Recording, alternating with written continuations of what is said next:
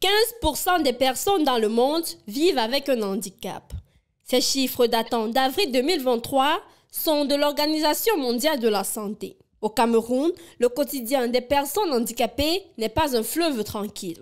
Ces personnes à mobilité réduite subissent des frustrations, notamment la stigmatisation, le mépris et même l'exclusion sociale. Et on fait toujours face aux personnes qui ont un regard négatif de prime abord sur les personnes handicapées, soit un regard qui frise de la pitié, ce qui peut être un allié comme un ennemi, la curiosité, mais aussi même parfois le mépris. Parce que voyant que la personne handicapée, une personne comme moi, est limitée, on se dit qu'il ne peut rien faire et dans sa place, c'est au milieu de 4 murs où on ne lui apporte que de la nourriture. Aussi nombreuses que peuvent être ces barrières, les personnes à mobilité réduite présentent des besoins spécifiques pour une intégration sociale comme tout individu. Être une personne handicapée, beaucoup pensent que cela fait en sorte qu'ils ne puissent pas travailler, que les personnes handicapées ne puissent pas travailler. Mais c'est tout à fait possible pour une personne handicapée visuelle de s'intégrer sur le plan social et de trouver un travail décent. Dans le souci de parvenir à une meilleure inclusion sociale des personnes handicapées, les ONG et le gouvernement, en particulier le ministère des Affaires sociales, multiplient leurs alliances pour réduire, voire éliminer toutes ces formes de violence à l'égard des personnes à mobilité réduite.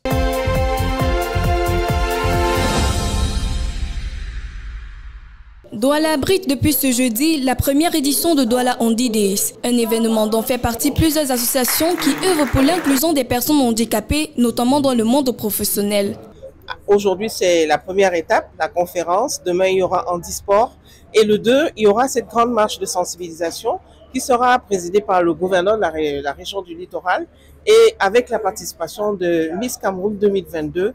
Et ensemble, nous allons cheminer pour pouvoir interpeller les consciences sur le changement de comportement et le changement de regard vis-à-vis de la personne en situation de handicap. Une initiative qui vise à mettre en lumière l'importance de l'inclusion des personnes handicapées. La dite inclusion nécessite encore des efforts à fournir. On n'a pas construit des aménagements qui puissent permettre aux personnes en situation de handicap d'accéder à tel ou tel édifice. Ça devient très compliqué pour les personnes en situation de handicap d'aller même chercher un emploi, d'aller même avoir accès à l'information sur la disponibilité d'un emploi, c'est assez difficile. Et maintenant, au niveau même de la ville, les aménagements de la ville ne permettent pas à une personne en situation de handicap de véritablement se mouvoir et être autonome. Donc, il est question pendant ces 4 jours, de montrer les différents types de handicap. Les activités du label Douala Handi Days s'étalent jusqu'à ce dimanche. Le thème retenu pour cette édition est 3000 personnes, tous concernées par le handicap. N'attendons pas être victimes pour réagir. Tous les maillons de la société sont appelés à œuvrer pour bâtir la ville de Douala comme une ville plus inclusive.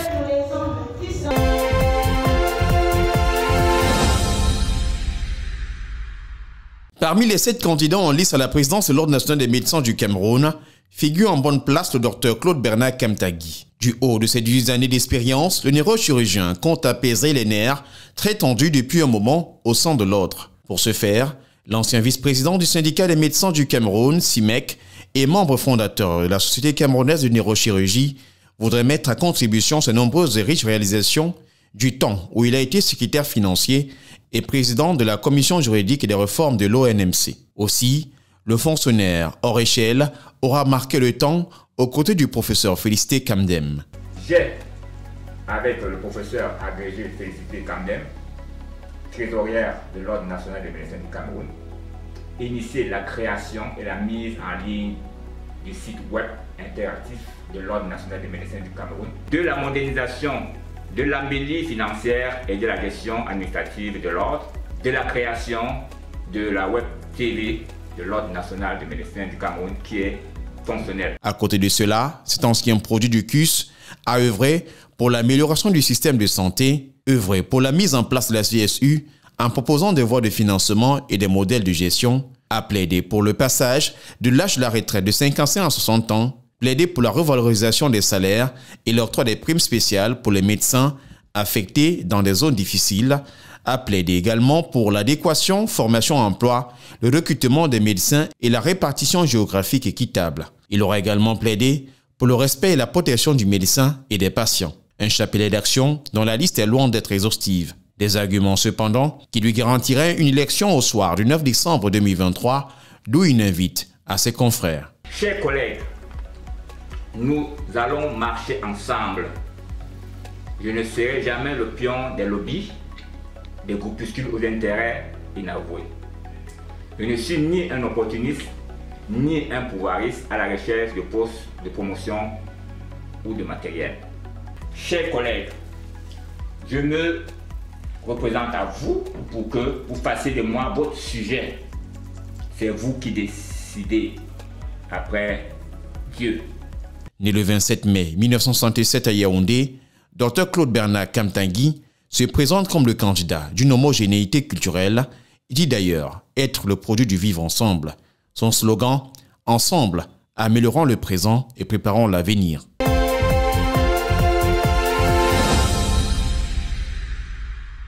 Assis à 2, 3 ou même à 4 sur une même moto. C'est ainsi que les habitants de Douala, tout comme ceux des autres villes du Cameroun, prennent des risques au quotidien. Dans une position parfois inconfortable et au péril même de leur vie, certains usagers courent derrière le temps. La multiplication des bouchons dans la métropole de Douala et l'urgence aussi, la précipitation qui amène les clients tels que nous, des mototaxis, à accepter le bâchement. Ce n'est pas qu'on le fait de façon volontaire, mais vous savez, par rapport à certaines circonstances, par rapport à l'urgence, par rapport à la rapidité, à la précipitation, d'arriver à la destination à l'heure. Les raisons avancées de cette surcharge, encore appelée bâchement par les chauffeurs des engins à 2 roues dans la rue, restent les mêmes. Ces derniers pointent un doigt accusateur sur la situation financière des usagers. Bon, moi particulièrement, le bâchement, je n'aime pas tellement parce que bon, quand tu demandes le prix au client, il ne parvient pas à payer, tu es obligé de porter 2-3 personnes. De côté. Tu vas demander à un client de te donner 500, il va te dire qu'il n'a pas 500, que bâche-moi. C'est le client qui nous propose le bâchement, ce n'est pas nous qui exigeons au client de bâchement. Connu du secteur routier, le phénomène de surcharge est proscrit par les entreprises d'assurance. Oui, alors le bâchement sur les motos et les véhicules n'est pas pris en charge puisque nous, quand on fait l'assurance, en fait, on se base sur la carte grise. Donc c'est le nombre de places qu'il y a sur la carte grise que nous couvrons. Donc en dehors de ça, le reste n'est pas couvert. Malgré les risques que regorge le phénomène de surcharge, il demeure une pratique qui a de la peine à disparaître des habitudes des Camerounais au regard de la conjoncture économique existentielle.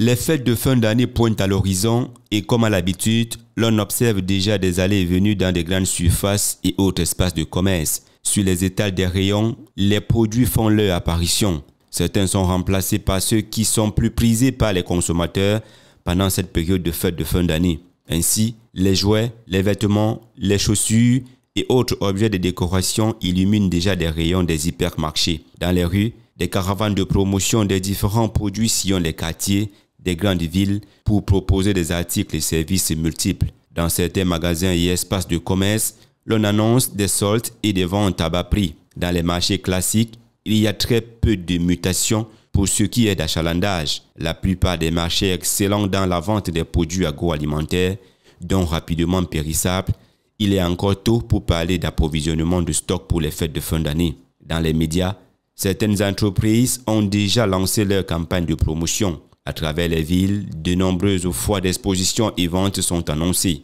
La communication par l'affichage devient au fil des jours agressive, alors que la distribution de flyers par les jeunes commerciaux de circonstances inonde nos rues. Tout ceci pour espérer réaliser de bonnes affaires pendant les périodes de fêtes de fin d'année. Une période marquée par une forte demande des produits et surtout de première nécessité. Ainsi, le riz, le poisson, les dérivés du blé, l'huile, le savon, la banane plantain et autres tubercules inondent le panier de la ménagère. La demande est souvent plus forte pendant cette période de fête de fin d'année que durant toute l'année. Cependant, nos marchés connaissent en cette période l'arrivée des commerçants étrangers qui achètent de grandes cargaisons et sont prêts à payer le prix. Cette intrusion étrangère associée à la forte demande nationale est utilisée comme motif par certains commerçants véreux pour hausser le prix et parfois créer la pénurie autour de certains produits de consommation courante. Parfois, des stocks entiers sont dissimulés et vendus dans les circuits peu recommandés à prix d'or. Une surenchère qui entache régulièrement la période de fête de fin d'année au Cameroun